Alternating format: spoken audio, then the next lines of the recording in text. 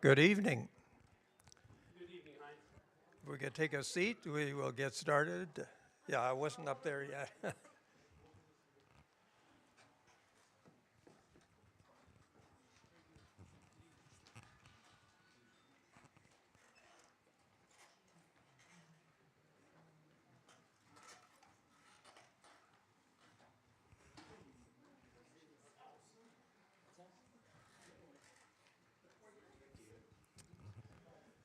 Okay, if we get a seat, we'll get the meeting started here.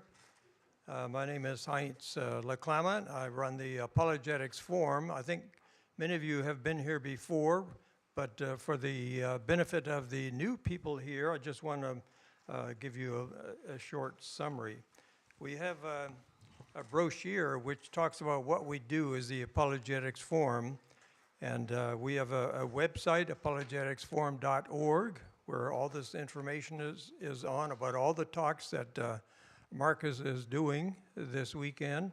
When we bring in a speaker from out of town, we bring them to 6 or 7 different churches and 2 Christian schools. So he gets no rest while he's here.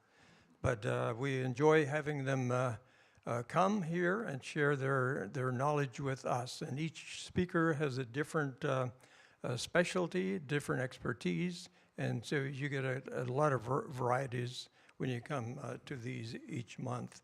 We also have we have other speakers too. We have some local speakers that we bring to our church up in Arlington, and they are available as well. All the lectures that we do are done by the speakers. They're all recorded, and each church will record those lectures. On the apologeticsforum.org, if you look at that, you can see all the lectures that were recorded. They're on YouTube, on our YouTube channel, and you can look at them there. So this provides you some information about what we do. We have a lot of evidence for the truth of God's Word on there, much more than many people realize. I have some sheets in the back tables there.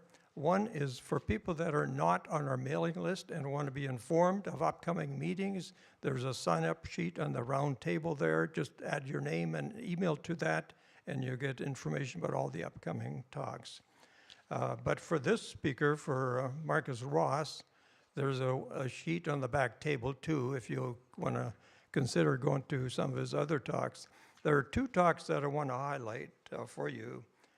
Besides the one that he's doing at the different churches in the school. And that is every Saturday when we bring a speaker in, Saturday mornings we try to do a mini conference. And he's going to do a mini conference in Snohomish at Emmanuel Baptist Church. And the topic of that is Adam and the origin of man. You know, what do the fossils tell us, and what does the Bible tell us, and what's the truth about the first man? So that would be, he's going to give 2 lectures there, and that's on Saturday morning at Emmanuel Baptist Church in Snohomish. There's a sheet in the back, but there's also details on our website. And the other one that I'd like to highlight is we invite the youth from all the churches that we work with. There are more than a dozen churches that we work with on apologetics. We either bring speakers to those churches or they're very involved and bring a group to our meetings. But we'd like to invite the youth to a Saturday night event, which we call a Youth Night Out. And Marcus is going to speak on the topic of checking your worldview. And so this is one that is meant for a youth, particularly high school kids and college people that are facing challenges in what to believe in the Bible, or what to believe about science and all that. So this is a very good one to come to for the youth. We have had as many as 100 people at one of these youth nights. They're very popular. And of course we do provide pizza to get them to come as well. So, and parents are welcome too if they like to see what their youth are being taught, okay? So with that, that's an overview, and I'm going to introduce Marcus in a bit, but let me just open up a word of prayer, and then we'll get going. Father, we come to you again this evening just to thank you for people that could come and listen to the message that Marcus has for us. You have given him a lot of expertise in teaching and on science and the Bible, and he's going to share that with us. And of course, he knows geology and paleontology, and he knows the Bible, and he knows how they all fit together. And we look forward to hearing from him and to sharing his knowledge with us. In Jesus' name we pray. So Marcus is Marcus Ross. He has a doctorate in science, a number of different fields of science, which he will get into detail of because they're relevant to what he's going to speak on. But his last major assignment was at Liberty University in Virginia, a very large Christian school that has, I think some people here might have gone to it. Some of our grandchildren have been there, and one of our daughters got a course online, so it's a very popular Christian school, and one of the larger ones as well. So, but he's taught there for 16, 17 years or so. And recently he's formed his own company called Cornerstone Education Supply.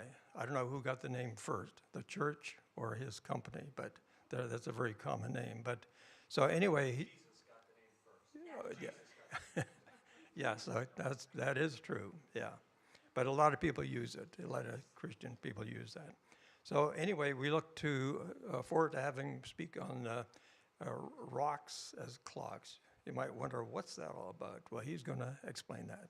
So after he comes up and after he speaks, we'll have some time for a Q&A. So think of some hard question to ask the professor. Marcus, come on up. So much. And those can get handed out. Thank you, Heinz. In fact, it's the pizza on Saturday night that brought me all the way out to Washington as well. So I wasn't going to come and speak to the youth unless they had pizza. And what I'm going to give out. Oh, okay. So Heinz is going to be passing out some biblical geologic timelines, which are something that I came up with when I was writing a lab manual for earth science for my class at Liberty University. And since then, we use this and we put this into our geology kits, and we thought they were so good that we should just give them out to everybody whenever we meet them. So this is kind of a handy translation guide, if you will, between the old Earth approach to geology and a possible young Earth interpretation or explanation of the same rocks and fossils. And as I go through my discussion here with you all tonight, you'll start to see how we use this thing, how we think about it. But I wanted everybody to have one of those, throw it on the fridge, turn it into a bookmark, whatever it is that you like. And on the back of it, it also has the link to our company website of cornerstone-edsupply.com. As Heinz said, my background is in the sciences, and in particular, I'm a paleontologist. I'm a fossils and rocks guy. That's what I do. And I caught the dinosaur bug when I was this tall. Well, maybe about that. Well, no, I was a small kid. I was probably that tall. When I was 4 years old, I learned about dinosaurs when I went to my cousin's house, and I will never forget. Some of you will remember these and understand what I'm talking about. Others of you are too young and just don't understand, and it's all right. You'll get to say that same phrase in a few years to your kids. I was listening to a read-along 45 record without the book, because my cousin couldn't find the book, but he had this little 45 read-along about dinosaurs, and he put it on and he played it on his little, his family liked music. He had his own record player, the one that was in the little box with the handle, right, for kids. And I heard this roaring and crashing and screeching and dun, dun, dun, dun, and turn the page. And my 4-year-old mind just blew wide open. What are these things? And I told my mom I needed to learn about dinosaurs. So she went to the store and got me the bag o' prehistoric things with the Trachodon. Some of you might remember that plastic thing that looked like it was in a permanent karate pose, and it was purple. And I don't know. Anyway.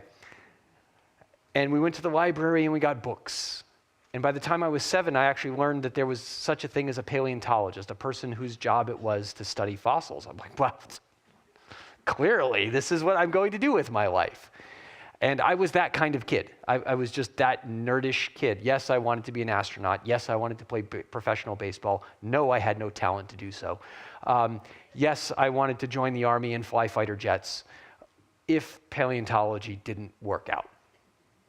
Paleontology was always the top. And if you found my high school yearbook and cracked it open, you would see a dweeby little kid. Well, I was a little bigger then. I did finally make it. But underneath my name, it says in that yearbook, ambition, to be a paleontologist. Yeah. And so God smiled upon a little kid who was fascinated by the things that he has made and was willing to say, I want to follow you. I want to learn about your world. And I guess God just went, sure. Sounds good. It's because sometimes, especially for the younger folks in here, we get told sometimes that God has a plan for your life. Yes, he does, to follow Jesus. After that, the options are pretty open. Sometimes we think that God has hidden that plan for your life somewhere, and it's like this bizarre Easter egg hunt, that God is just like warmer, colder, but not going to tell you anything. No. The options are big. What is the will of God? To love God and to love your neighbor as yourself. That on this hangs all the law and the prophets. So God saw a little kid who was willing to follow him, even if it meant challenging or standing astride and against kind of the prevailing thought within geology, because I thought this is what the Bible committed me to, and said, okay, I can work with that, as long as he's willing to work with me. And, that's always a bumpy ride, but the Lord has been good, because he is. So today, as I talk about rocks as clocks, what you're going to get out of this is musings that started to happen with me going through college. My educational background is K through PhD in state-run schools. I was a public school kid. Yep, nobody's going whoop whoop. As I said to the church last night, public school kids never go whoop whoop. We're just like public school kids are like, yeah. You say homeschoolers, yeah, there's always a woohoo. There's always a woohoo with the homeschoolers. Private school kids are like, yay, we wear uniforms, right? I was there this morning, right? So I was a public school kid. I grew up in Rhode Island, not exactly an evangelical bastion of the United States. It was founded by a Baptist, Roger Williams. He died. After that, there were no Baptists. No. But, all my friends were Catholic because I grew up in an area that had a lot of Italians, a lot of French Canadians, a lot of Irish. And I was the most religious kid, and everybody still wondered why I wasn't going to confession. That's not my deal, dudes. It's different on the Protestant side. So I grew up in an area of the country that was, not in line with my beliefs. And I grew up going through educational programs that were not in line with my beliefs. And I'm actually pretty comfortable in places that are not in line with my religious beliefs. Used to being in a minority. Historically, Christianity sat there for a long, long, long time. So how do you go about and think about things, right? Paul had to argue in Athens against philosophers who were bringing different religions, right? As he's in the marketplace, he's presenting the gospel. You think he got challenged a few times? Yeah, yeah, probably. So going to places like state schools is not something that I tell people to avoid. If you want to go to a Christian school, that's fine. If you want to go to a Christian college, that's fine. If you want to go to a state college, that's fine. It's okay to do that. In fact, sometimes the trial by fire brings out a purer gold. Other times, there's dross that's taken out from that, right? So wisdom is needed no matter what decision you want to make. So for me, going through these different types of educational settings meant that I was going to be hit full force with the arguments for evolution, the arguments for an ancient earth, and other challenges to my faith. But I'm French Canadian. I got a thick head. That's what my family always kind of said. All right, so how do you go through this? And you learn about geology, and you try to do your best to tell the professors what you've learned the way that they want you to learn it.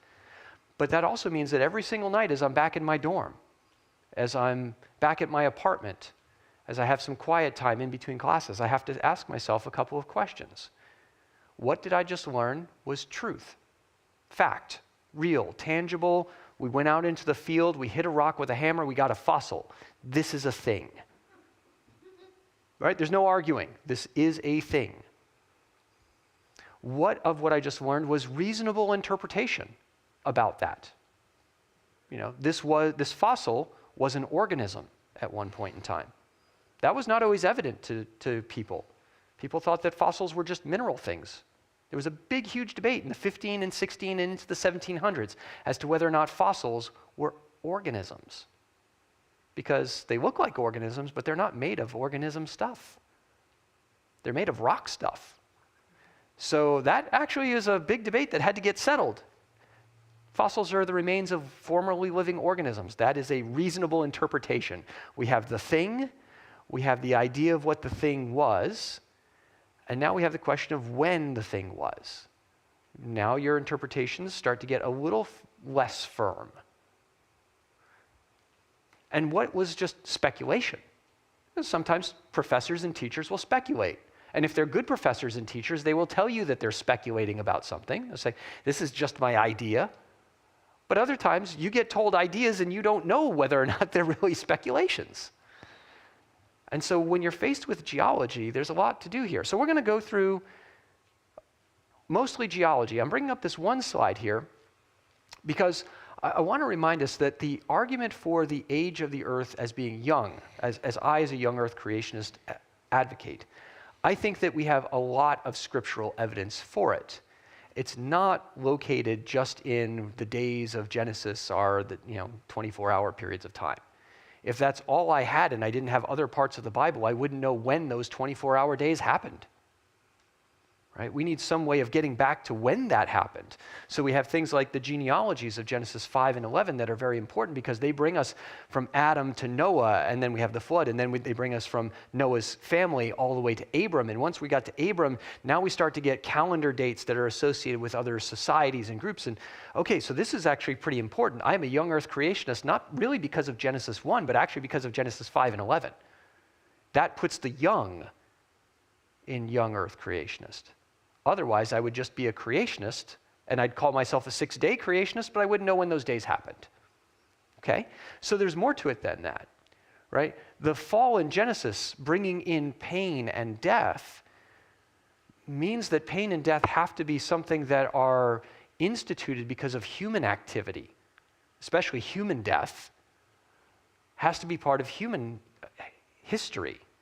Well, if that history is closely tied into Genesis 1 and that the days of creation are days and Adam was made on the 6th day and he brought in death, then that means that death is also something that's very recent. So I can't put death before that.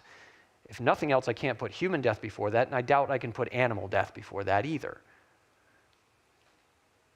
We have things like historical affirmations in the Old Testament and New Testament that go back to these things and treat them as if they are history, not just myth or analogies or things like that. So we have a variety of different sorts of things in the scriptures that help to drive us to a coherent perspective of young Earth creationism, which is why a perspective that the Earth is young is one of the things that the church pretty much uniformly affirmed for a good 15, 16, almost 1700 years. And it's really in the 1700s that we start seeing new perspectives bubble up to the surface as people start to run into questions from geology and from some other areas. But I think that we also have plenty of good evidence from the sciences that can point us in the direction of a recent creation and a global flood. It's not just one or two things, there's quite a few things. Now, I'll also say that the arguments for an ancient Earth are numerous and powerful. Yeah, a young Earth creationist just said that out loud. But you're talking to a young Earth creationist who went to Penn State and South Dakota School of Mines and University of Rhode Island to study nothing but geology and paleontology. There's a lot of things I don't have answers for.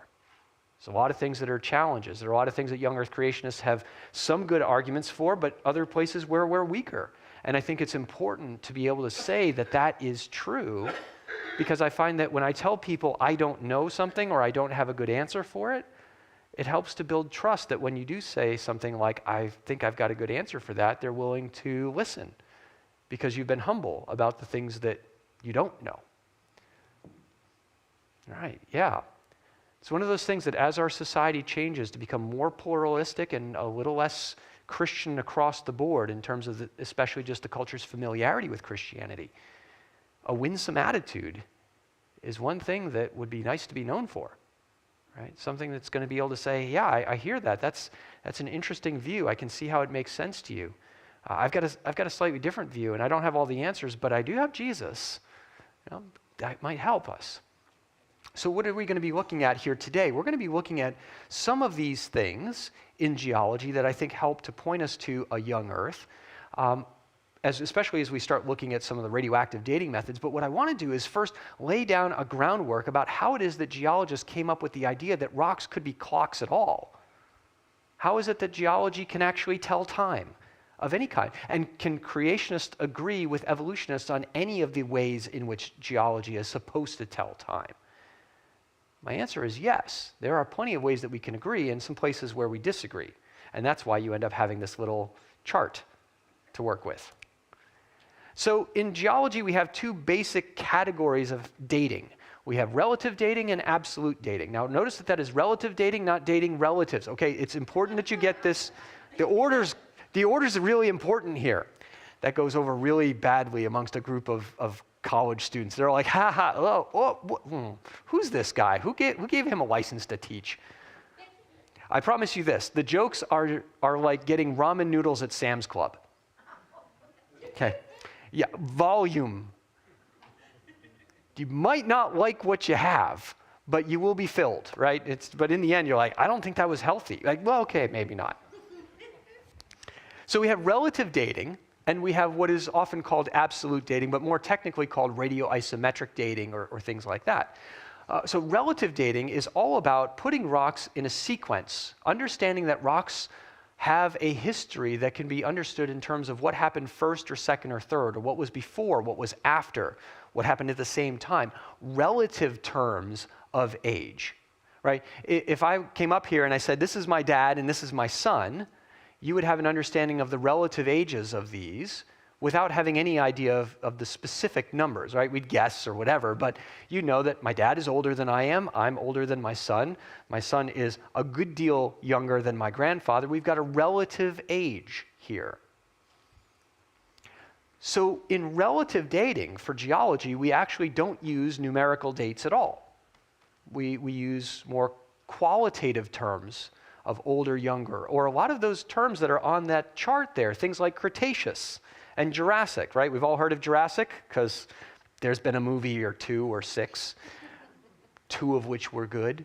I mean, I watched them all. I'm there first night. In fact, Jurassic Park was the first time I ever went to a movie on opening night. It was incredible. Anyway, oh, the nostalgia. Sorry, it just hit big. But yeah, the last one, 2 plots in one movie. Neither of them are good. Oh, guys. But words like Jurassic actually started off as relative dating methods, and we'll see how that happened in a little bit. The idea that the Jurassic would get you somewhere around 190 to 150 million years ago, that came later, after the Jurassic was already recognized as some relative unit in geology. So relative dating is mostly about using rocks and fossils and the positions that we find them in compared to other rocks and fossils. And so dead white guy number 1 for the evening is Nico Steno, one of my personal heroes in geology. Nico Steno was born in Copenhagen, Denmark. His father was a watchmaker. He grew up in the middle 1600s. So think about what a watch represented in the middle 1600s and what a clock was, right? It's the most sophisticated piece of technology ever invented to man by that point. It's tremendous. Steno wanted to be a physician, so he enrolled at the University of Copenhagen. But unfortunately, this was the religious wars period, and Copenhagen was then under siege while he was a student. He nearly died of starvation. It's a bad time to be in Europe, which is why we have pilgrims who came over to my side of the country in 1621, right? Steno survived and eventually went down to France, where he was kind of an assistant intern to an anatomist. He actually discovered a salivary duct that we all have in our bodies as mammals. It's called the ductus stenovus, named after him in Latin. In fact, he discovered it, but the French guy he was working for claimed that he had actually discovered it. And it was Steno's reputation for being exceptionally skilled with a scalpel and his intense letter-writing campaign that convinced everybody else that, yes, it was really Steno who found this thing, because the other guy makes sausage out of what he finds. And it's thought that Steno's skill with a scalpel came because of that work he did with his dad as a watchmaker. Fine movements, attention to detail. Steno was masterful as a biologist. His dissection of a great white shark head in Italy was, to this day, considered a classic masterpiece of anatomy and biology, and his illustrations are amazing. He did that as a theater experiment. So, because they didn't have movies in the 1600s, so if you were wealthy and you wanted something to do, you might head on over to the college and watch an operation.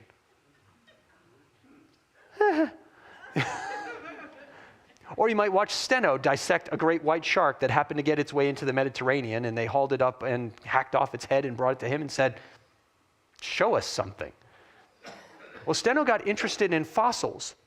That question, are fossils animal and plant, or are they mineral features inside rocks that just look sort of like animals and plants? Steno was convinced that they were animal and plant remains. But how do you prove it? Because I've got some examples of fossils on the table in the back there, right? And he had, let's say we've got a shark tooth, and we all look at that, it's a shark tooth, we know that. Well, if you grew up in the 1600s and you were a peasant farmer in Germany, what's the likelihood that you would ever know what a shark is? You'd never go to the ocean. If you went swimming in the ocean, ye shall surely die, right? You're not going to tell anybody about what a shark is. Well, who's the sort of person who might understand a thing or two about sharks? Steno.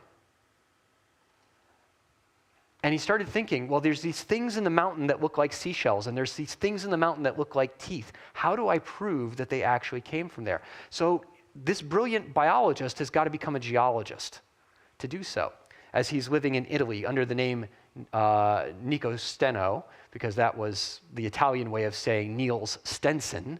But when he wrote in Latin as Nicholas Stenovus. So he wasn't running from the law, he was just adapting his name to the local dialect. He discovered that when he looked at the beach and he saw the sand on the beach, he saw that sand on the beach was generally speaking flat. But when he went to the foothills of the Alps nearby, he saw that there were sandstones that were tilted. You got a lot of tilted rocks around here.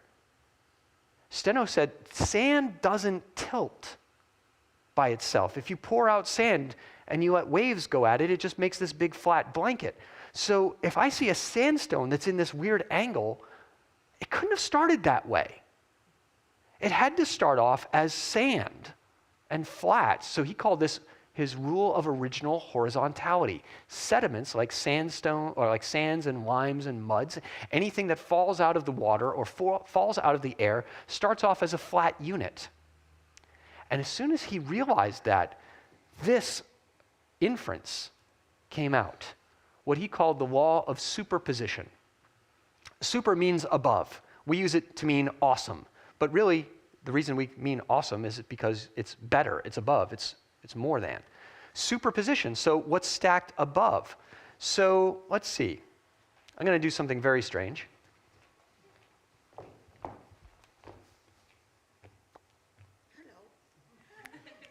Oh, Captain, my Captain. Anyway, that's from a movie I hated, but I still remember it anyway. If you came into the room and you found me standing here, what's up, Dr. Ross? Okay, we've got a strange speaker here. But you would know something about the relationship between me and the chair. Right? The chair has got to be here first. Right? Speakers that Heinz brings in don't materialize, and they don't wait for chairs to materialize underneath them. Right? If he starts bringing in people that materialize chairs underneath them, we need to have a serious conversation about Jesus and dark spiritual forces. Okay, we've got pastors here. This is important. Right? So in order for me to be on the chair has got to be here. Now apply this to rocks. In order for a sandstone to be in some place, there has to be things underneath it. And then there's got to be something underneath it. And that also means that the things that are down below had to be there before the sandstone, and anything above the sandstone, well, that had to happen afterwards. Steno realized as soon as he thought of original horizontality that now there's actually a way to look at a set of sedimentary rocks and read them like a book. And if I can find my way down as far as I can, I start from here and I work my way up through time, from ancient to recent, whatever that is, right? It could have been yesterday to today, but I know that it's older to younger. Superposition was so simple. It's completely intuitive once somebody actually figures it out. And Steno was that brilliant mind. He also understood what we call the law of cross-cutting relations. And I'm going to show a couple of these as examples, right? So we've got horizontal strata that are also superposed here. So we've got a couple of different chalks and some shales out in England. And okay, so that orange unit has got to be before the white one above it, and it's got to be sometime after the unit below. Cross-cutting shows us that if we have a group of rocks that have been broken by a fault, right? We got this fault that offsets things. Well, the only way to break rocks is you have to have rocks. The fault can only happen after the rocks are around. Steno recognizes that as well. And if we follow this along, we can kind of see, okay, we've got this crack going all the way to the top, but not quite to the top. Actually, if you get to the top, the brown layer goes straight across. So that means that there was a series of rocks that were made, then there was a fault, and then there was another rock on top. And so now you can read rocks like a book. Class dismissed. I mean, really, here we go. And I would do this with my students. I won't have you do it now, but look at this.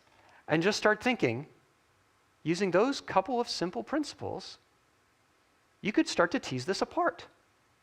And my students would have to then put all the letters on the side, going from one to the other. And there's some other things that aren't sedimentary rocks. The big blobby one that's kind of greenish brown is a metamorphic rock. So you have to understand a little bit about metamorphic rocks, and igneous rocks might not always follow the same rules, because igneous rocks can come up from below and melt their way through things. They cross-cut.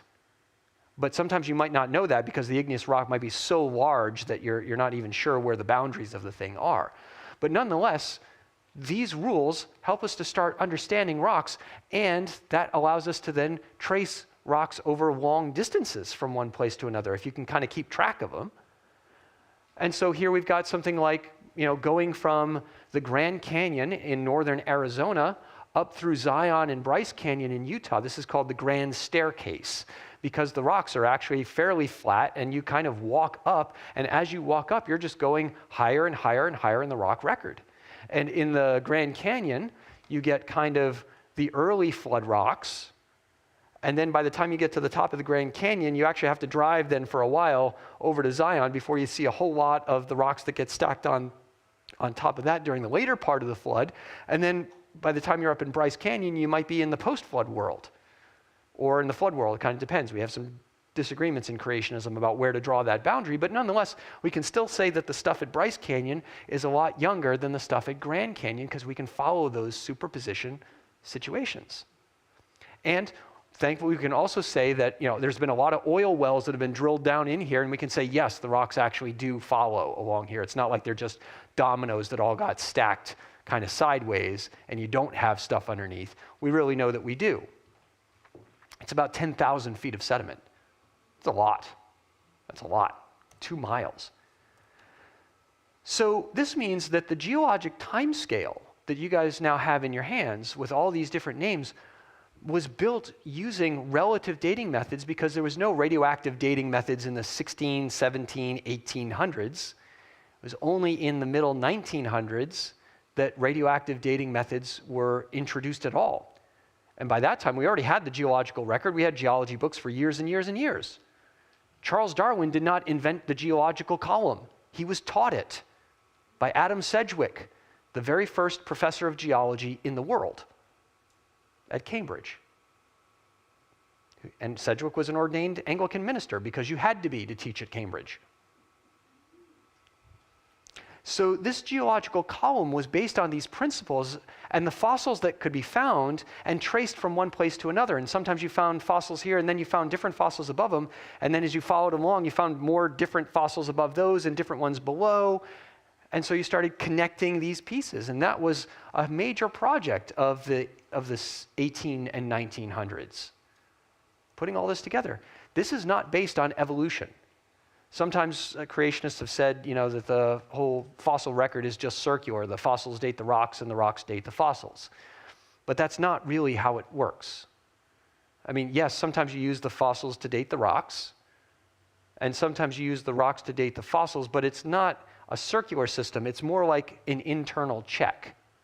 You already have a system, and if you find a fossil here, and you find another fossil and another fossil, and you go, oh, that's the same pattern that I see in all these other places, you go, okay, then we must be in this zone of the whole column. That's just good logic. So it's not based on evolution. Again, Charles Darwin didn't invent the geologic timescale. He said evolution helps to explain why. He provided what he thought was an explanation for why there were different types of creatures in the rock record over time. So we can blame him for a lot of things, but we can't blame him for that. Now, there are certain, so basically I just kind of talked about this, certain types of fossils found together in layers. And so I'm going to jump ahead here just a little bit to that geologic timescale. The names and the orders of all of those things that we have, Cretaceous, Jurassic, etc., they were all based on fossil assemblages that were found in a place compared to other fossils above and below. The Jurassic is named after fossils from the Jura Mountains.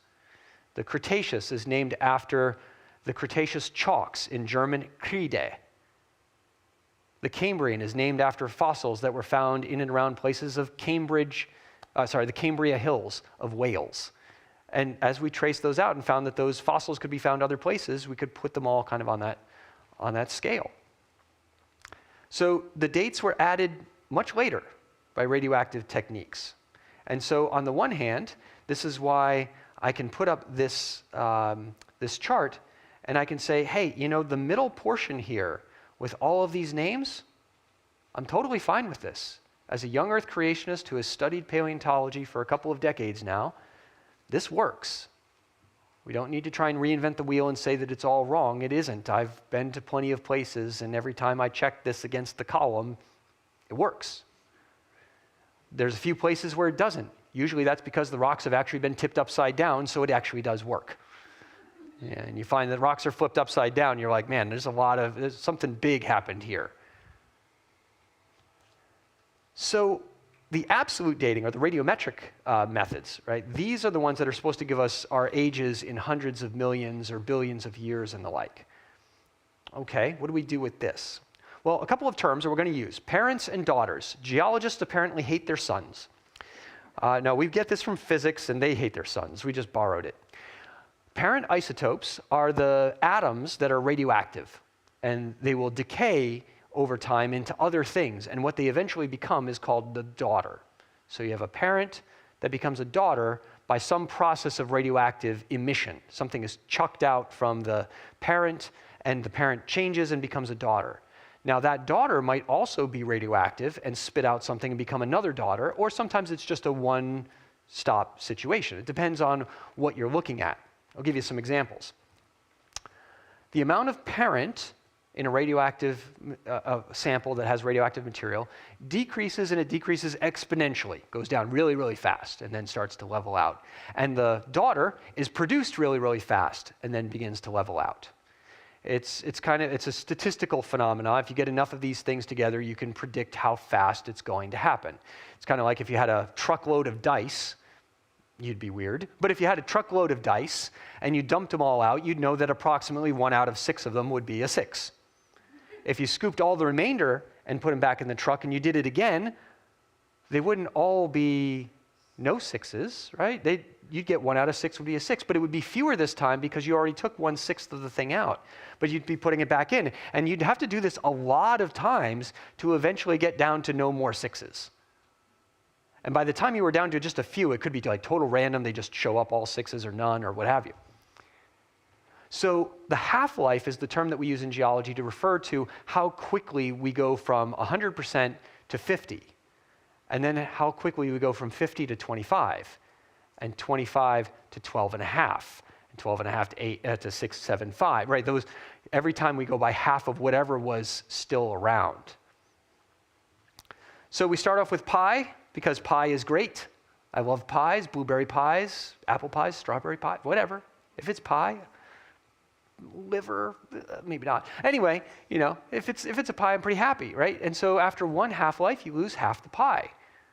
After 2, you've lost 3/4 because you only last half of what was there the next time around.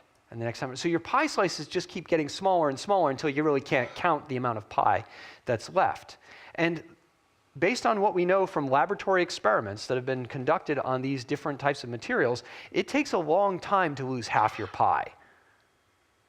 For things like uranium, there's 3 different types of uranium atoms that will decay radioactively, and they each take on the order of billions of years to lose half of your pie as we measure them right now in laboratories under all kinds of conditions. Doesn't matter the temperature, doesn't matter the pressure, it doesn't matter the state of matter, solid, liquid, gas. It doesn't matter bonded to things or not bonded, and that's because radioactive decay is something that's happening in the nucleus of the atom, has nothing to do with the electrons. So it can be bonded to anything and it doesn't matter because what happens in the nucleus is its own deal. The nucleus is unstable for some reason. Potassium and argon, rubidium and strontium, all these along with the uranium methods are commonly used by geologists to date things in the millions to billions of years. Because, theoretically, if the Earth has been around for billions of years, these are the things that tick slow enough as a clock that could actually capture that long, long, long period of time. Carbon-14, on the other hand, is really different. That one has a half-life of only a little less than 6,000 years. So you lose half your pie a lot faster. And for that reason, carbon-14 is not used by geologists to date like anything outside of archaeology. Because you have no pie left after about 10 half-lives, 12 half-lives that you can discover. And so that's, you know, a useful life of about 100,000 years. That's actually our equipment sensitivity. The actual use of carbon-14 is 40, 50, 60, depending on things. And people start not trusting the dates so much. Okay. So we're going to look at carbon-14, actually, because this one's friendlier to young Earth creationists than we might think. So this is the way carbon-14 works. It's a little bit different than the other ones. Carbon-14 is actually something that is generated constantly in the atmosphere. Solar radiation comes in from the sun through our atmosphere and then hits some stuff. And through kind of a billiard ball set of activities, we end up striking a nitrogen atom with a neutron that's traveling at super high speed.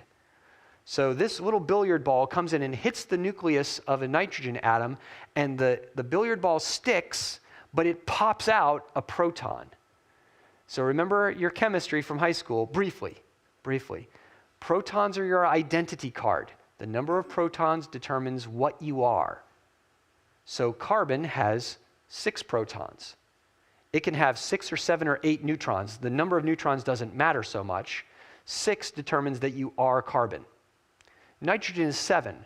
So what happens is we have a neutron that comes flying out of nowhere, whacks this thing, and drops one of these things out. And so we go from being a 7 to being a 6. And I go from being nitrogen to being carbon. And nitrogen and carbon do totally different stuff, right? Carbon is the backbone for all organic chemistry. Our bodies are made of sugars and proteins and fats, and all those are carbon-based things. And we have some nitrogen in there too, but it's not the linkage chain. So when this carbon-14 is formed, It's now in the atmosphere, and it's going to bond to oxygen to form carbon dioxide. Carbon doesn't like hanging out by itself. It's got 4 ways it can bond. It wants to fill that up. It's going to grab some oxygen. It's going to become carbon dioxide. And the things that love carbon dioxide are all the plants. And they're just going to suck that up with all the other carbon dioxide that's normal, the normal carbon-12 stuff. And they use the carbon-14 and strip it out of the oxygen, and they use it to build, this is technical, planty bits. Plant stuff. They use that carbon to build leaves and stems and roots, the xylem and phloem stuff, the sugars that, I enjoy from Vermont, maple syrup, right? So flowers and nectar and pestils and all those things. 1 out of every trillion carbon atoms in the atmosphere is a carbon-14. It's a super small number, really tiny. But it's actually enough for science. We can deal with that. Now, as long as you are alive then, well, the plants are taking this stuff in, but then animals eat the plant stuff, and fungus eats it and whatnot. And so this means that carbon-14 gets infused into the whole world of biology. All of us are walking around Heinz and his wife have been wonderful, wonderful hosts, but they fed me radioactive food this morning. They fed me radioactive oatmeal, and I liked it. It was good. It was very good, right? So as long as we're alive, we're constantly eating carbon-14. There's nothing you can do about it. If you try to avoid carbon-14, it means stop eating forever, right? It's just not going to work. But when an organism dies, it stops taking in carbon-14, right? You die, you don't eat. But the thing is, there's this really weird quirk. The speed at which carbon-14 is made in the atmosphere actually is almost identical to how fast carbon-14 decays back into nitrogen. They're almost perfectly balanced. Now, this is not one of those like, oh, only God could do this. This is like God just did it this way, and it's neat. This is no weird proof or anything. The processes that make carbon-14 and the process by which carbon-14 decays are completely different things. And we just happen to be in a situation where production and loss are balanced.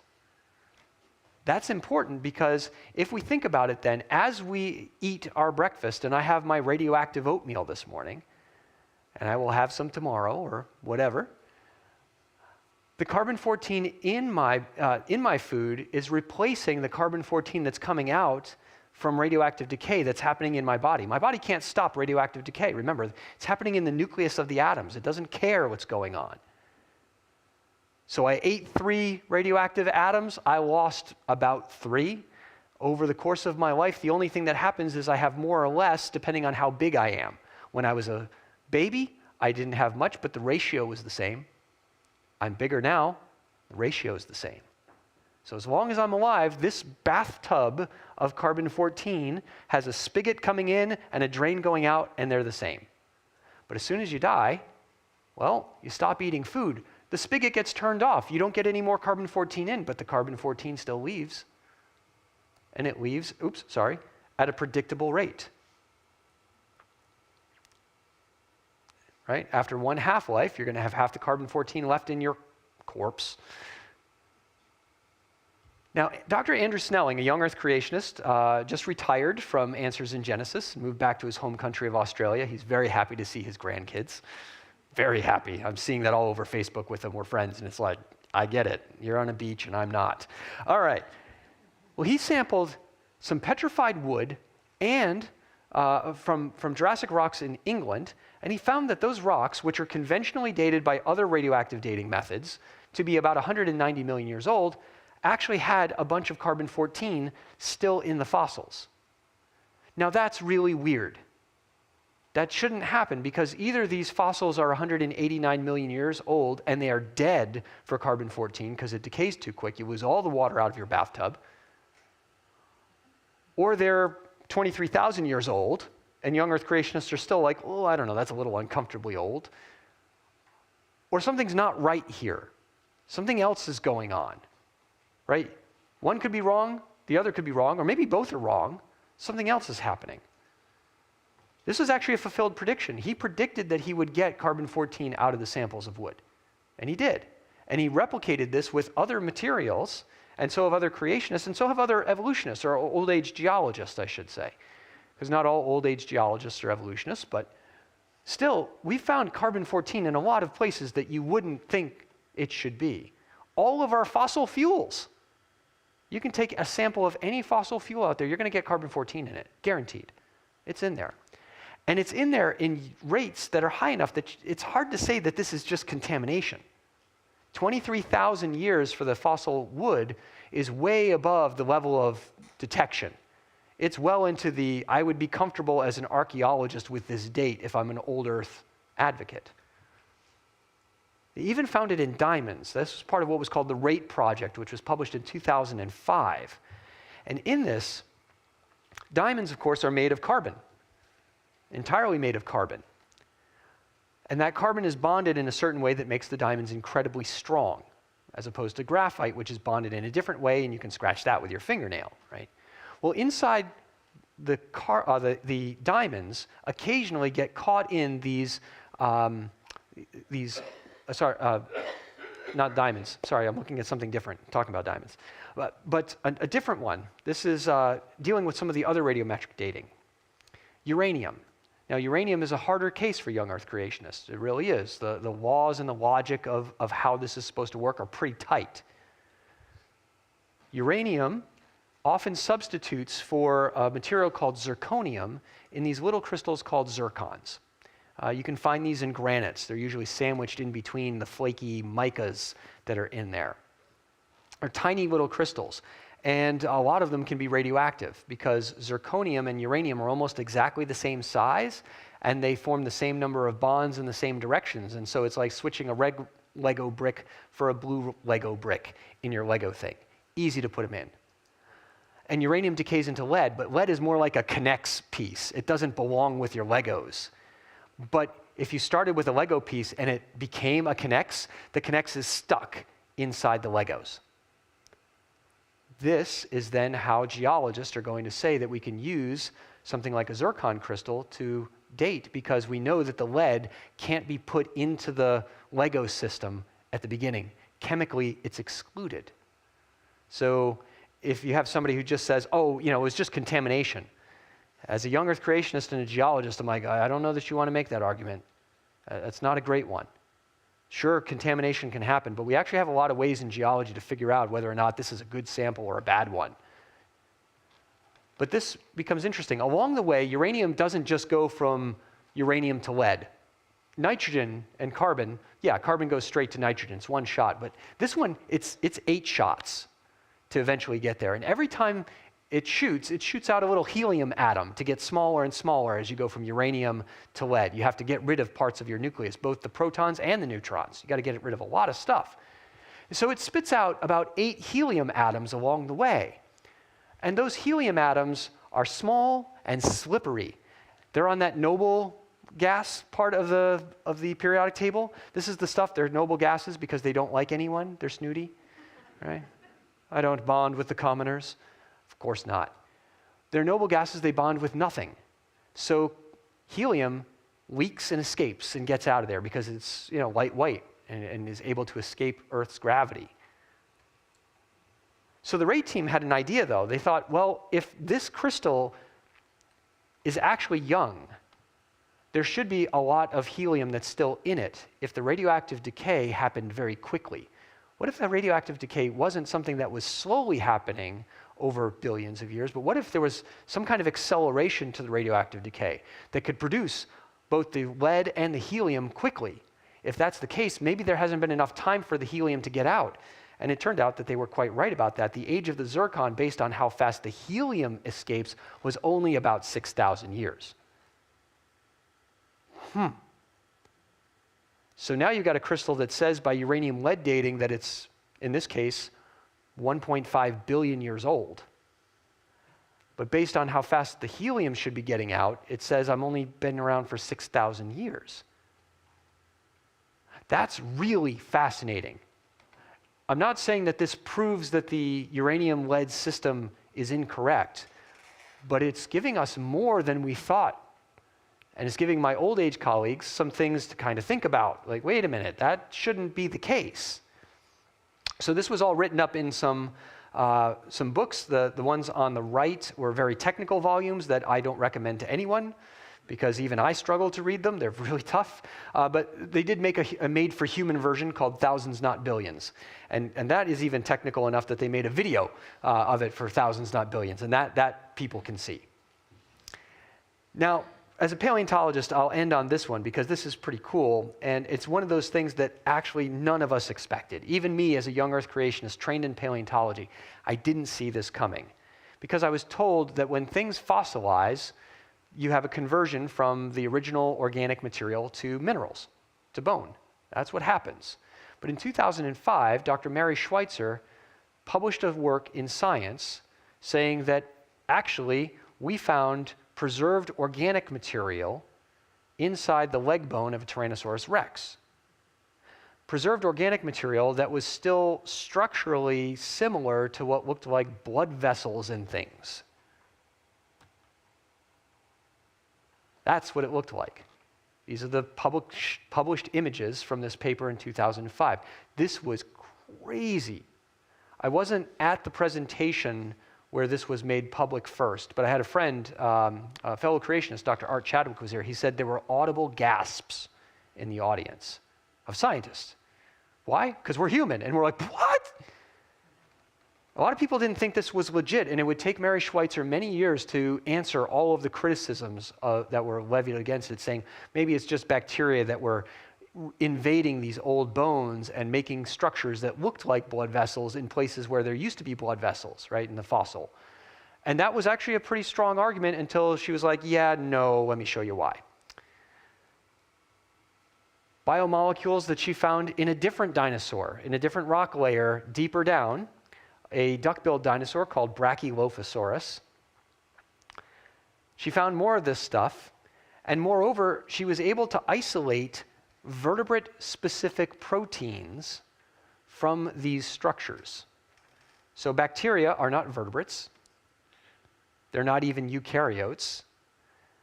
So bacteria don't have structures like collagen, the material that keeps our skin loosely connected to where it's supposed to stay, right? If you don't have very much collagen, that starts to droop. Collagen's all over the body. It's really great stuff. You should take a supplement. Anyway, collagen was one of the materials. Only vertebrate animals have that. Not even invertebrate animals like snails or mollusks and stuff. So there's that. And she found several others. This image, and I'm going to zoom in on it, shows something fascinating. The gray ones over here, these are scanning electron microscope images of modern ostrich bone. Okay, so looking at a living possible connection point to what she's seeing in the fossils. And what we have here in the middle image here, H, is a blood vessel. Okay, and there's an arrow pointing to the middle of that blood vessel, and that's what is illustrated in K over here. That is what we call an osteocyte. It is a bone-forming cell. It's a cell that's there to build the bone around itself. They're always found right next to blood vessels because they need a lot of nutrients to build bone. You need a lot of calcium, and so they're pulling it from the bloodstream all the time. They need a lot of oxygen to do this. Oops. So let's look at G and J there a little bit closer. Oops. Here we go. So there's G and J. This is coming from the dinosaur bone. And there you've got a branching blood vessel, and right in between where it ought to be is a set of osteocytes. Intact cells. Now, there has been some chemical alteration here. It's not like the cells are exactly the same as if you pulled them out of a petri dish right now. But nonetheless, the structure is all there. You can even get a sense that maybe we're looking at some nuclei, because there's these little brown dots in there. And some of the things that she found in the T-Rex look like they could have been the remains of blood cells, red blood cells, which in dinosaurs would have been actually round, as opposed to ours, which have this weird like disc, like double frisbee sort of look to them. That's because our blood cells have no nucleus. That's a mammal thing. Only mammals do that. Amphibians, reptiles, birds, their red blood cells are balls. So it makes sense when she looks at something in the in the T-Rex, I'll just go right back to it, and there you have that little ball right there, and it's iron rich. It could be kind of pyritized, which is an iron mineral. And this stuff was still in a situation, this is what the audience gasped at, not just that they saw this. She showed a video taking tweezers and pulling, and it snapped back into position.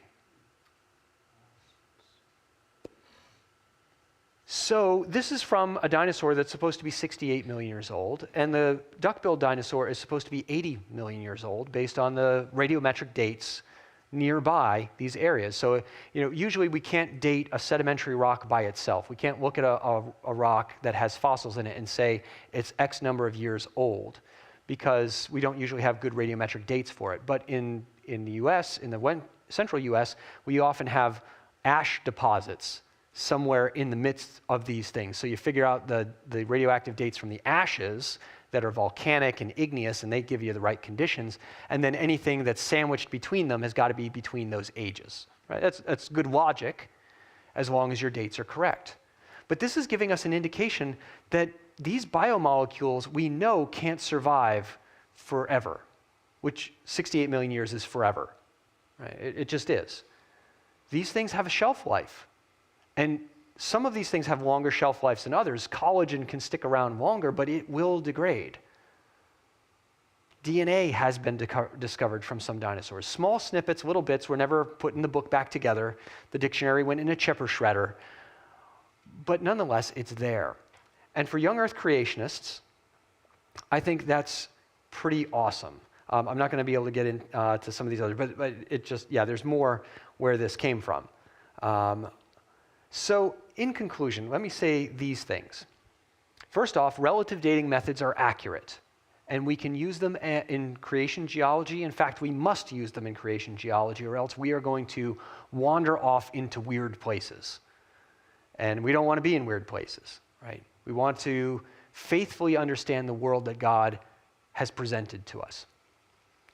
The radioactive dating is strong evidence for an ancient Earth if we neglect the Bible as part of our evidence base.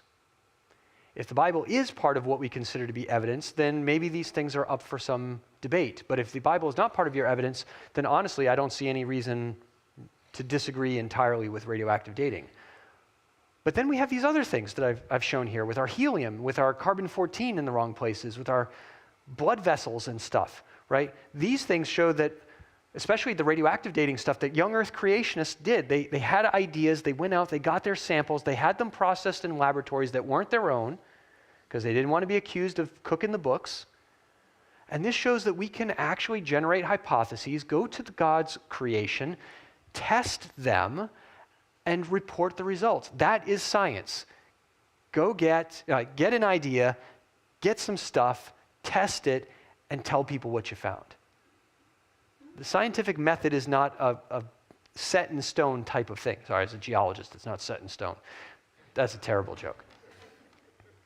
We have scientific methods, not just one scientific method. We don't religiously follow, I have to come up with a hypothesis, I have to come up with this and that and sort of thing. We're flexible. But this is what human investigation is all about. Have an idea, is there any way that you can evaluate it? Try to do the work very well and tell people what you found. And creationists can do that. So if somebody says creationists can't do science, you say, actually, I met a guy, and he's published in the scientific literature, and he's a creationist. And he's got a bunch of friends who are published in the scientific literature and is a creationist. So if you're going to say he's not a scientist, you're going to be defining scientist in a way that only benefits your conclusion. We don't want to do that sort of thing. Creation scientists can do good work and remain consistent with what God's word has revealed. And I think that these rocks and fossils are giving us clues. We don't have an ironclad way, I think, right now of saying an old Earth is impossible based on science. I think based on science, they have a lot of evidence in their favor for an old Earth, and we have some evidence for a young Earth. And I think the Bible is very clear that we're in a young Earth, which is why I think we've got some good avenues to pursue. People like Steno, who I mentioned, he was a devout Christian. And when he wrote up his treatise, what he considered to be just an introduction to what would be a much larger dissertation, it was 70 pages, his introduction, where he outlined these rules and these ideas. He approached the work of the mountains nearby him and put them in the context of creation week and the flood and the world after the flood. He was a young earth creationist who applied himself to discover the way that God's world is and was.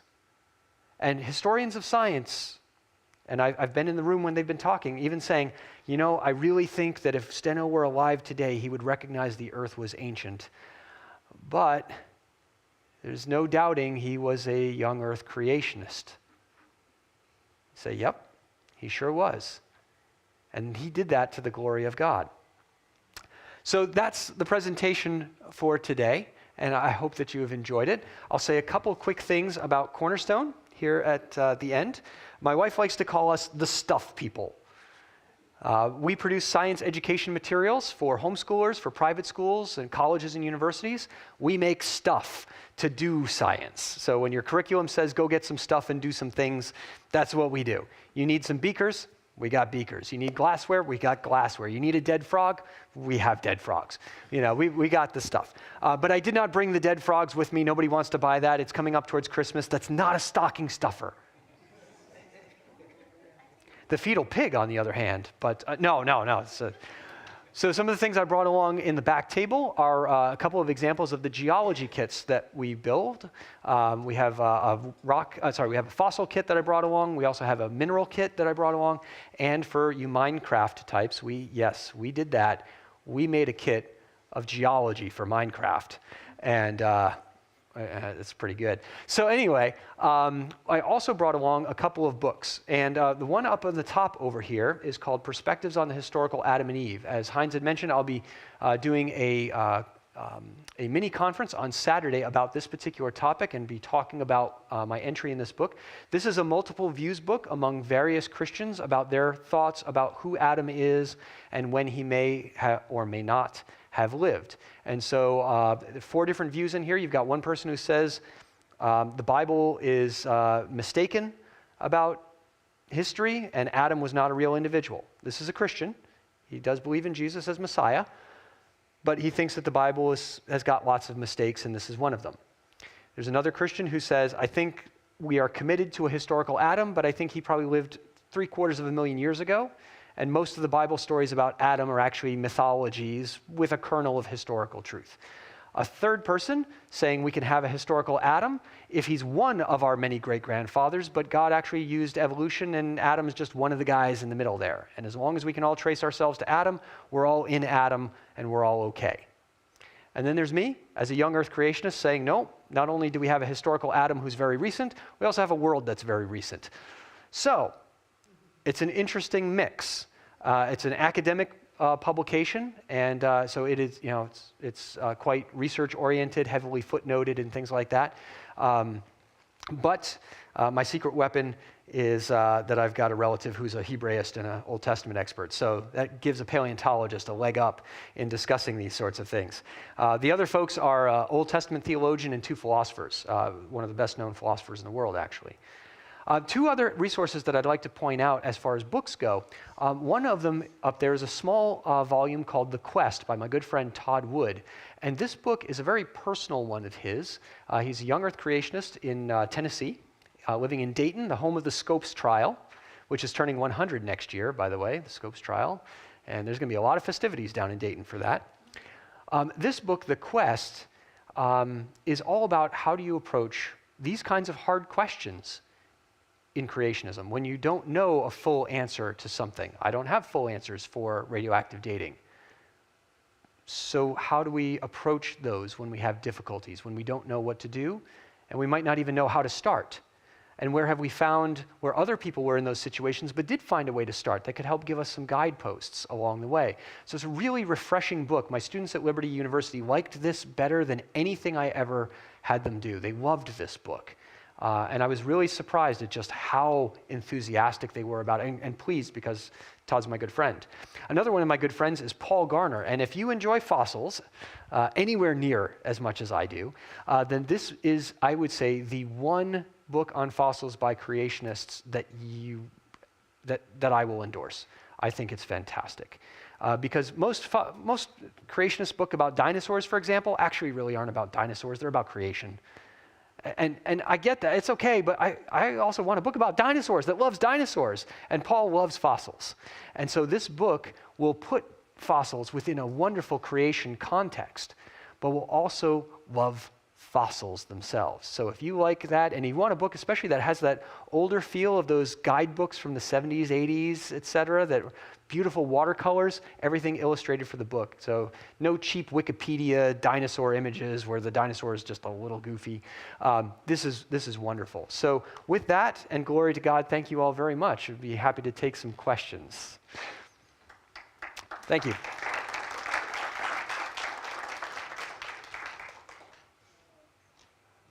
All right, so Heinz has got a microphone, so if we see a hand up, we'll bring that over to you.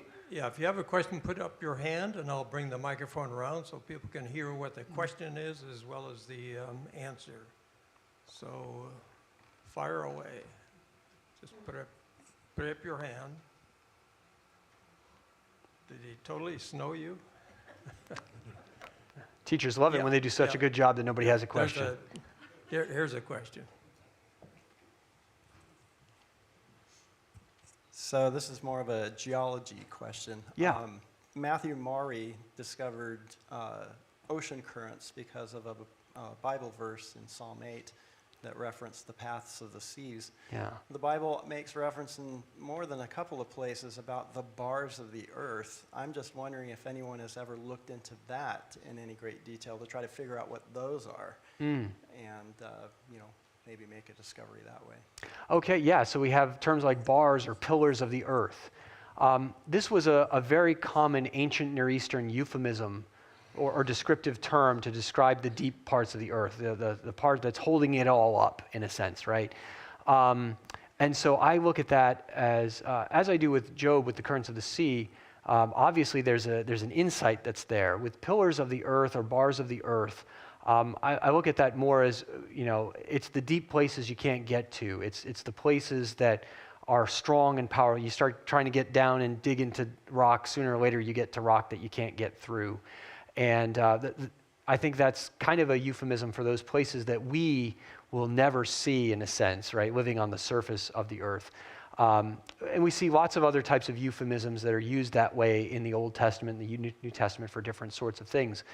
The windows of heaven is another good example of that. In fact, it's kind of the opposite. You've got the pillars of the earth, and you've got the windows of heaven.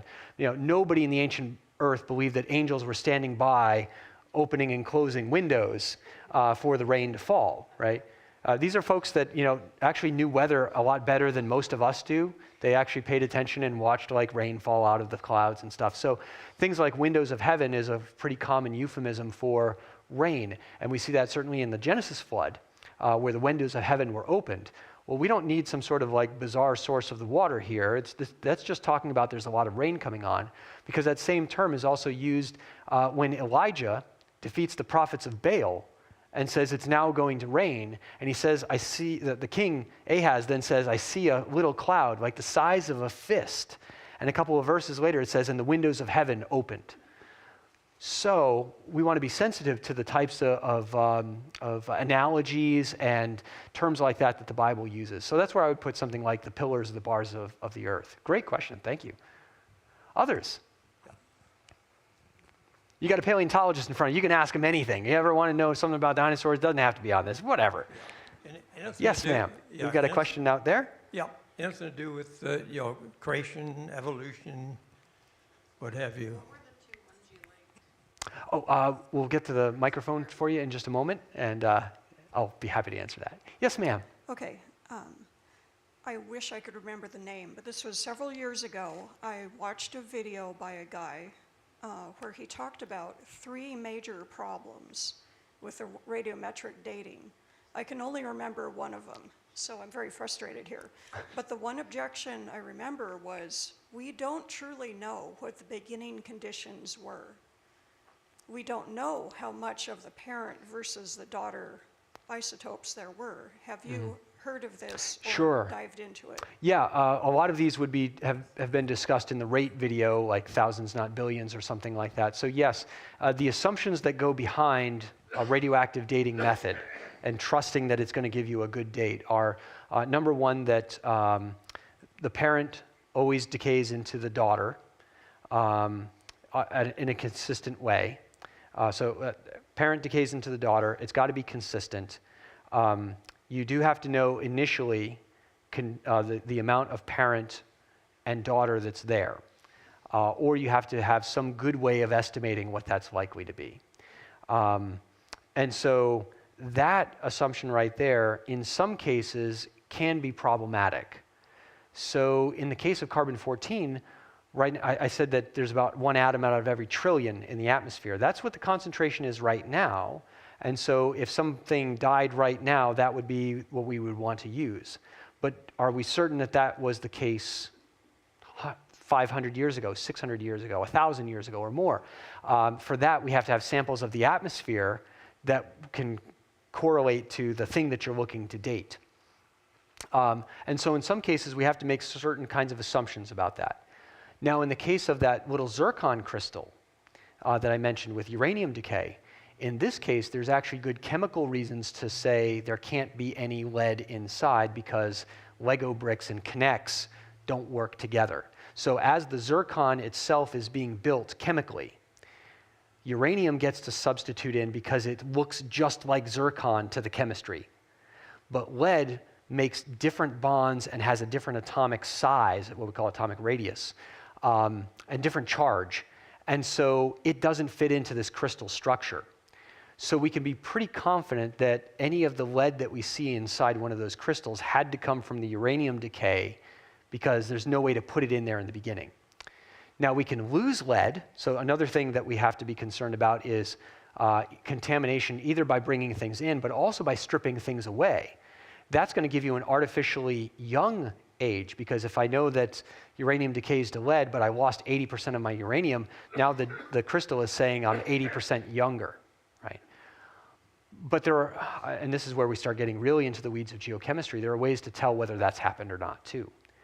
Because uranium comes in 3 varieties and decays into 3 varieties of lead at different rates, we can plot all of those changes on a graph and say this is what we expect of all the different types of lead to be produced at any given time. But when lead is removed from the crystal, say water gets in and strips some out, it takes all the lead evenly. And it skews you off of the graph that you were just making. And so we can actually look at those graphs of what lead has been produced in what amounts and go, actually, we've got a problem with this crystal because it's not fitting on the ideal curve that chemistry alone demands. So in some cases, yes, we can question the issue of initial conditions. In other cases, that's going to be a bad rabbit trail. And so as everything, the more that you know about it, a little more complicated it gets to make that great argument that you want to make. Sometimes you still have a good one. Other times you go, oh, wait, before I do that, I might want to hold off a bit. But thank you. Very, very good. I had a question up over here. Yeah. And the other assumption is the rate change. Yes. Right. Yes, the rate. And that's what the rate team was looking at. Is there actually evidence that maybe the rate of radioactive decay had changed? And if that's the case, then you can do all the processes properly. You can do all your measurements and get all of your information right. And you can come up with the wrong date because you're thinking that the speed is X and it's really Y. Okay. Okay, another question. Oh, are you sure? Sorry, it's silly. But you said you liked 2 of the Jurassic shows. My daughter has the whole thing, and so I thought she might want to know what your favorite 2 were, and is it because it seems sort of realistic-ish or not? Or Gotcha. whatever? So it was a little tongue-in-cheek. Jurassic Park 1, one of my favorite films of all time. I watched it with my kids last year, and it holds up very well. I was impressed, actually, of how well it feels even today with Marvel movies and all this sort of stuff. It looks great. heart-pounding. It's still terrifying. Love it. The second movie I thought descended into silliness because eventually T-Rex is in San Francisco chasing Japanese tourists around in a mock of Godzilla. Funny, but dumb, right? The third movie I actually liked. Most people don't like it. I'm one of the weird ones who liked the third movie. It got back to basics. People on an island running away from dinosaurs. That's all I'm asking for. That's it. I loved Jurassic World. I thought it was great, a lot of fun. Jurassic World Fallen Kingdom, I really didn't like. Partly because I own a business, but apparently if you're a corporate person, you'll destroy the world in order to make money. Like you'll literally just destroy the whole world. Like then what are you going to use the money for? Anyway, business owners are always evil in Hollywood. And the third new one is just, my goodness, the dinosaurs were so good. So good. Masterful. Every one of the movies has got great dinosaurs, but this last one was spectacular. But the storylines were just terrible. And I love Chris Pratt. I really do. And I love the old cast, and the idea of bringing the whole band back together was great. I just wish they would have picked one plot and tried to run with it well, rather than saying, well, if we do two plots, maybe one of them will work. Not good. Not good. So, but watch them all anyway, at least once. It's great. It's great fun. Another question. Is there a range on the young creationist? Is it like 6,000 years to 9 or something? And also, are you familiar with the younger dryas theory? That I believe it's somewhere around 12,000 years. I've just recently come into some Graham Hancock lectures and stuff, so I wonder about that. What your take is on that? Thank you. The question here, what is the range, is there a range of acceptable dates for how old the Earth is in young Earth creationism? I'd say yes. The three major ministries, Answers in Genesis, Institute for Creation Research, and Creation Ministries International, are all in agreement that they think that the Earth is about 6,000 years and probably no more than that. On the other hand, you look back and you look at Henry Morris and John Whitcomb writing in the Genesis flood itself that kind of launched the whole thing. They were far more open to a few thousand more years. In fact, one of the appendices to the Genesis flood is Whitcomb's discussion of why the genealogies should not be read entirely tightly, but there was probably evidence of gaps in them. Now, whether you find his argument convincing or not is another question, but I do find it very interesting that the modern young Earth creationism is, at this point, very, very strict on how they take the dates, whereas the founders were less strict on that. Myself, I'm less strict. A young Earth creationist, I think we can say, merely thinks that world history begins a few days prior to human history. And I know of some young Earth creationists who hold to as far back as 20,000 years or more because they're not sure how much time might be in those genealogies. They're just looking at that and saying, I don't know that we can know, but it's still human history that we're talking about, not deep Earth history of some kind. For my part, I would like us to remain as open to the possibilities that the Bible presents to us. And that means being very careful with the Bible and also being cognizant of that, we are modern readers. We expect genealogies to do certain things. The ancient Israelites might not have expected the same things out of their genealogies. They do them very different, right? If you read Matthew's genealogy of Jesus, it's 3 sets of 14, although one of them is a 13. He even calls it 3 sets of 14. It's like one's 13. And he skips a bunch of people.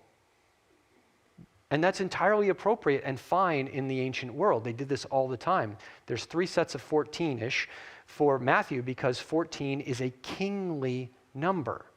It's 2 sevens. And he is trying to show the Jews that Jesus is the king of the Jews they've been waiting for all this time. And he was king from Abram to David, from David to the fall of the kingdom, and from the return of the Jews to today.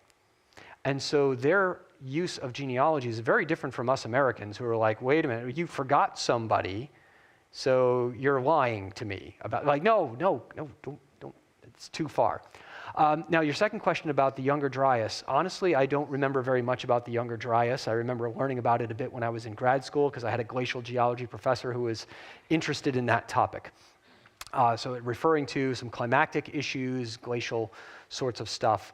But I guess what I'll say is I won't venture to say without taking a better look at it more recently what I would say about it. So try and remember my own advice.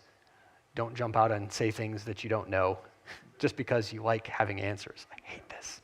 I don't know. Thank you. Okay, well, with that, I see one more question back here. Sure, we'll then- take one more. Thank Yeah. you. And yeah, there are answers. People have questions, and none of us can answer all the questions, but there are answers books that have been put together by people that have studied all these issues. So the questions aren't new, but and the answers are readily available. Hey there.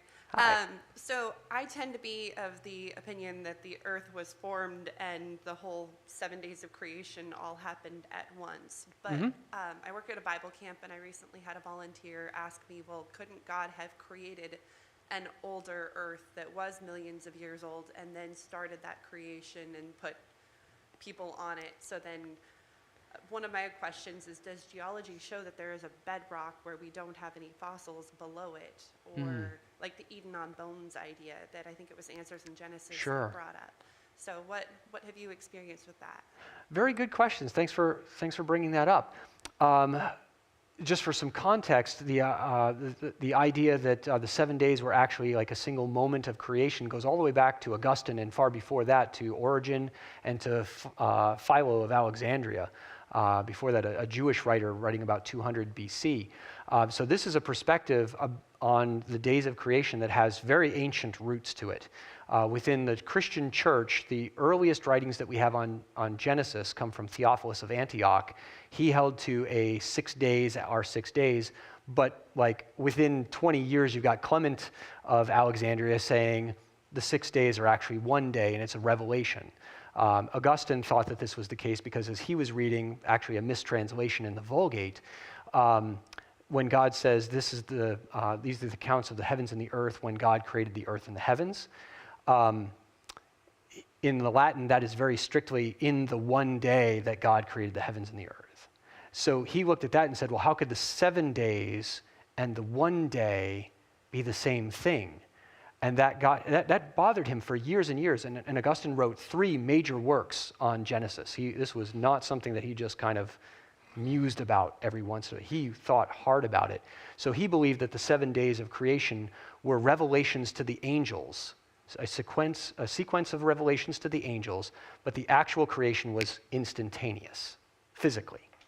And that it happened recently. Adam was a real creation, all these sorts of things. So within the history of Christian thought on Genesis, there have been 2 major views on the days of creation. One is that they are 6 actual days in short sequence of time, 24-hour days like us. And another major perspective is that they are an analogy of some kind embedded in an instantaneous creation.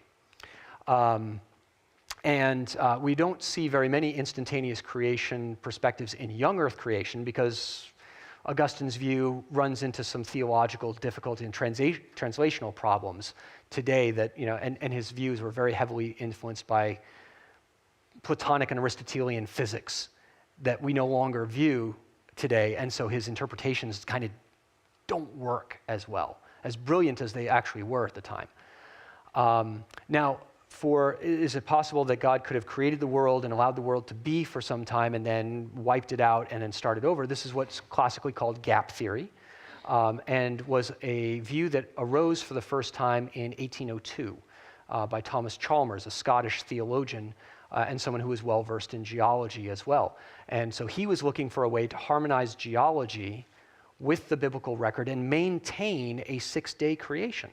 He still wanted a literal 6 days, but he thought that if there was a gap between Genesis 1:1 and Genesis 1:2, we could stick geology in there, and then maybe at Satan's fall, God judges the world, wipes the slate clean, and starts again with the 6 days of creation. So this was an attempt to actually have a very robust reading of Genesis and accommodate geology. In the end, again, we run into interpretive problems. You can't justify the Hebrew the way that Chalmers tries to. Other people do hold to gap-like theories as well, but they put the gap between Genesis 1:2 and 1:3, the first 2 verses, and then after right before God says, let there be light. They think maybe there's a gap there. I honestly don't think that that's going to help us in geology. And I have some friends who do hold to those kinds of views, and many solid Christians do. I don't consider somebody a liberal just because they disagree with me on Genesis 1. Right? I worry about them, but that's not what I call a liberal versus a conservative Christian. Right? If you affirm inerrancy, then you're strongly in the conservative camp, and we need to make sure we understand what inerrancy is and what it means. Is there a layer of rock that doesn't have fossils? Well, at the bottom of this chart that I gave you guys, those units in orange and red and purple down at the bottom are about as fossil-free as you can ask for. The only types of fossils that you find in those rocks are very simple single-celled organisms that I think would have been in the waters of creation as God created the world, and they would have gotten trapped in sediments every once in a while and fossilized. God doesn't seem to, when he talks about the living things, bacteria is not on the Genesis 1 menu, right? So I think that these are, plants are not considered alive in the same way that animals are biblically. Biologically, sure, but biblically they don't have the same economy. And so I would say that plankton and things in the ocean that are conditioning the world to be prepared for fish that are coming on day 5, the fact that we find those in these rocks, I think is part of the reason why I would look at it and say they're probably creation week rocks, and the rest of the ones coming above that are likely after the fall and most likely during the flood. So thank you very much. A lot of good questions there. Yes, fantastic. So let's give him a hand for all that presentation and the Thanks. questions. And so on the back tables, Marcus explains what's on his table.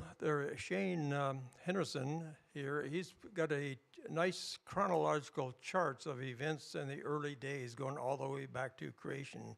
And so take a look at that. It's very interesting. And on the Apologetics Forum, we have these tables on the back. You've got a lot of answers books and children's books and homeschool books and lots of good stuff from ICR. So take a look at all that. And so again, thank you for making that presentation. Let me just close in a word of prayer and we'll be dismissed. Father, we thank you for this event. We thank you for Marcus's presentation, for all the information that you've given him, Lord, and we just have been given a lot of things to think about and to ponder, and we just pray that each person here would have learned much from this and be able to share with friends and family and colleagues answers to questions that they may have as well. And we just pray that you bless the results of this meeting. In Jesus' name we pray. Amen.